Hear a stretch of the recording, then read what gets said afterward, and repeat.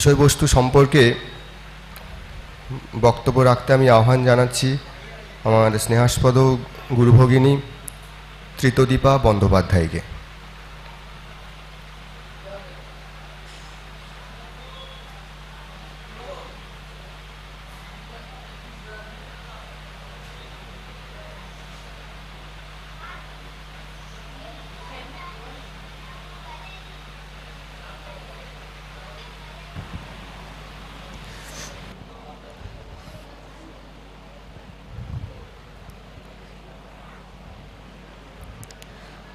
পরম প্রেমময় শ্রী শ্রী ঠাকুরের রাতুল চরণে আমার শতকোটি প্রণাম জানাই। উপস্থিত সকল গুরুজনকে আমার প্রণাম এবং ছোটদের ভালোবাসা জানাই। আজকের দিনটি খুব পবিত্র। আজকে শ্রী শ্রী ঠাকুরের 137তম জন্মতিথি উপলক্ষে আমরা এখানে সবাই একত্রিত হয়েছি এবং আজকের এই দুর্বিষহ অবস্থায় সকলেই চাইছি যে কিছু সময়ের জন্য হলেও যাতে আমাদের মনটা শান্ত হয় এবং বিভিন্ন কিছু আমরা জানতে পারি ঠাকুরকে নিয়ে, অনেক কিছু আমাদের কনসেপশন যাতে ক্লিয়ার হয়। আজকের আমাদের বক্তব্যের বিষয় হলো অসৎ নিরোধ এবং প্রত্যেককে বিভিন্ন অ্যাঙ্গেল থেকে এই অসৎ নিরোধ সম্পর্কে অনেক কথা বলেছেন।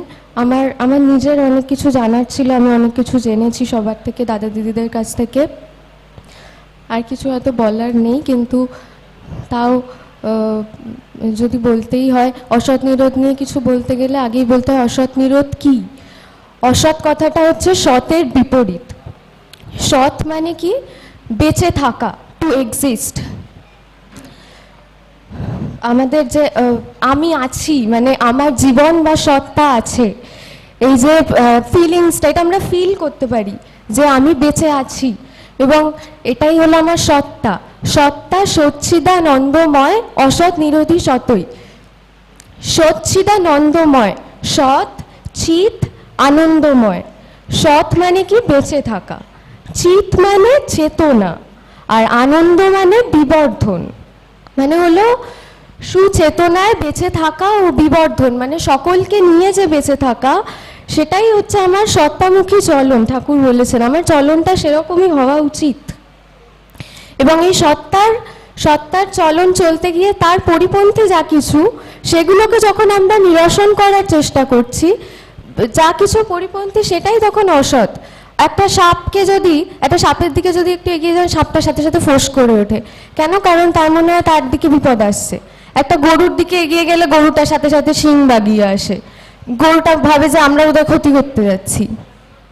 একটা পিঁপড়েকেও যদি মারতে যাই, তখন পিঁপড়েটাও কিন্তু মৃত্যুর আগে ছটফট করে।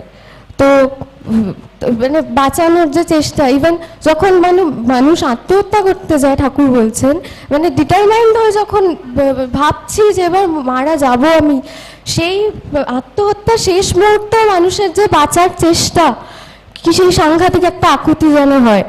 তো সবাই আমরা বাঁচতে চাই এবং বাঁচার জন্য তখন আমরা যে নিজেদেরকে প্রোটেক্ট করছি, আমাদের জ্বর হচ্ছে, আমাকে পথ্যটা খেতেই হবে, না তো আমি সুস্থ হব না, তখন আমি যে খাচ্ছি পথ্যটা, নিজেকে প্রোটেকশন, এটাই হচ্ছে অসৎ নিরোধ। সেটাই অসৎ নিরোধ।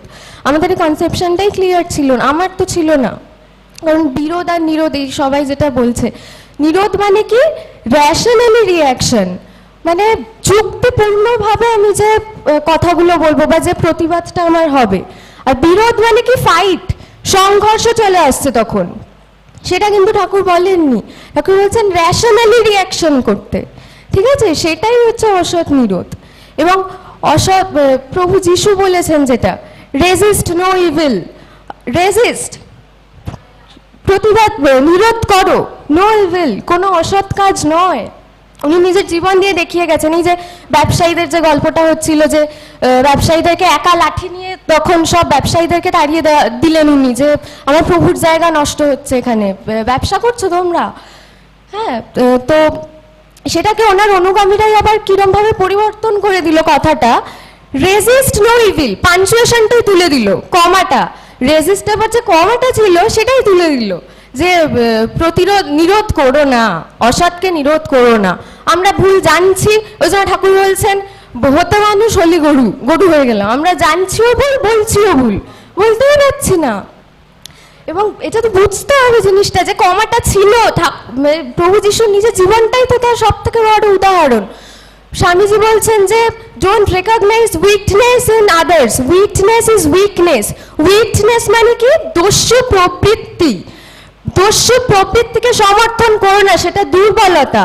দস্যু প্রবৃত্তিকে কেন আমরা সমর্থন করব? আমাদেরকে নিরোধ করবো, কিন্তু আমরা সেই মানে সংঘর্ষের মনোভাব না থাকে, ঠিক আছে? আমাদেরকে এখন যারা যুক্তিপূর্ণভাবে প্রতিবাদ করতে চাইছে, এখন খুব প্রাসঙ্গিক এই বিষয়টা, তাদেরকে আমরা থামিয়ে দিচ্ছি, তাদেরকে থামিয়ে দেওয়া হচ্ছে দস্যু প্রবৃত্তি করে। এটা তো উচিত নয়, এটা একেবারেই উচিত নয়। এবং আবার অপরদিকে ঠাকুর একটা সত্যানুসরণে বলছেন যে তুমি সত্যে অবস্থান করো, অন্যায়কে সহ্য করতে চেষ্টা করো, প্রতিবাদ করো না, শীঘ্রই পরম মঙ্গলের অধিকারী হবে। তাহলে এটা তো আবার উল্টো কথা। ঠাকুর বলছে সত্যানুসরণে, তাহলে আবার কি উল্টো কথা বলছে? না, এটা কিন্তু নিজের ক্ষেত্রে বলছেন। মানে যখন নিজের সাথে অন্যায় হবে তখন কিন্তু আমাদেরকে সহ্য করতে হবে, তখন আমাদের সেই সহ্য ক্ষমতাটা দরকার।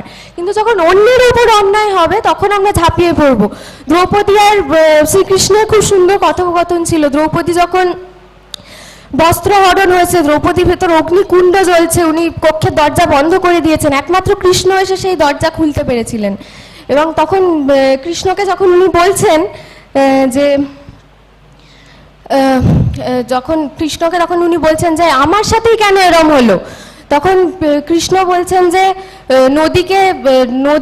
নদীতে যে অবগাহনকারী নদীতে যখন স্নান করে তখন সে স্বয়ং শুদ্ধ হয়ে যায়, কিন্তু তাদের কি নদী অশুদ্ধ হয়ে যায়?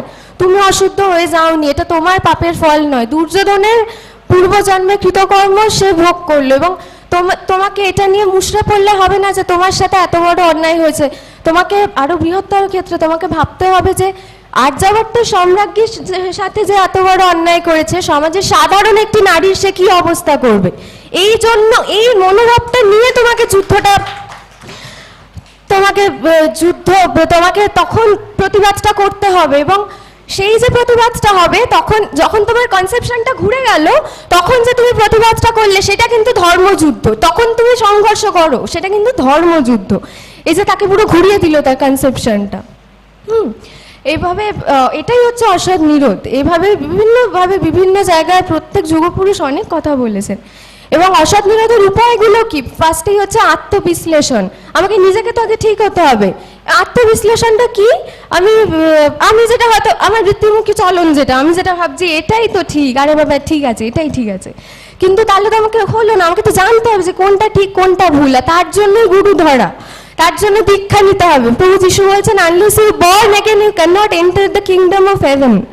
যতক্ষণ না তোমার পুনর্জন্ম হচ্ছে, দীক্ষাটাই হলো পুনর্জন্ম। যতক্ষণ না তুমি আবার জন্মাচ্ছ ততক্ষণ তুমি ভগবানের রাজ্যে প্রবেশ করতে পারবে না। Can not enter the kingdom of haven, স্বর্গের রাজ্যে ততক্ষণ তুমি প্রবেশ করতে পারবে না।